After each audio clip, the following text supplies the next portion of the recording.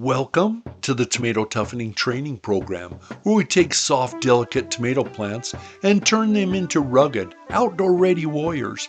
Let me explain the importance of hardening. You wouldn't throw a rookie athlete into the Olympics without some practice, right? Well, tomatoes are the same. They need training before heading into the great outdoors. Without proper training, our dear tomato recruits can suffer from sunburn, wind shock, and girdly floppy stems. Right now they're soft, weak, living a cushy indoor life. But if we toss them straight into the garden, a gentle breeze toughens the stems. But let's not go crazy. No hurricane drills today. So where do we go from here to toughen up these tender tomatoes? Start slow. Place them outside in a partially protected area for a couple hours. You got this, little buddies.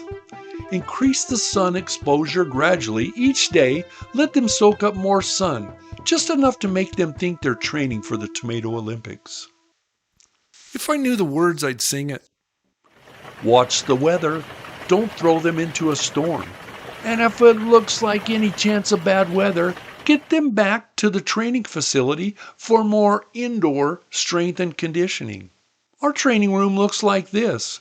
Good light, airflow, and a fan to keep up with resistance training. After 7 to 10 days of training, our recruits are ready for the big leagues, the garden. Watch their graduation day in the next video, where we send forth our tomato warriors to their final home. Just add the jalapenos that have already started in their heated structures. If you love clever garden tricks, DIY solutions, and the occasional plant-related dad joke, you're in the right place. Hit that subscribe button because trust me, you don't want to miss where we're going next.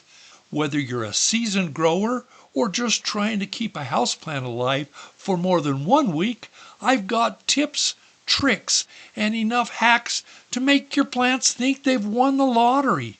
No green thumb required, just a sense of humor and maybe a willingness to occasionally talk to your plants.